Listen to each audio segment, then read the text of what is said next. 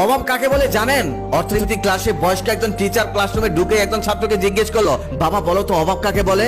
ছেলেটি তখন উত্তরে বলল, অর্থনীতিতে বস্তুগত বা অবস্তুগত কোনো দ্রব্য পাওয়ার আকাঙ্ক্ষাকে অভাব বলে। শিক্ষক তখন তাকে আবার বলল, এটা তো অর্থনীতির ভাষায়, সাধারণ ভাষায় অভাব কাকে বলে? অর্থাৎ অভাব বলতে তুমি কি বোঝো? ছেলেটি তখন মাথা নিচু করে বেঞ্চের দিকে তাকিয়ে রইল।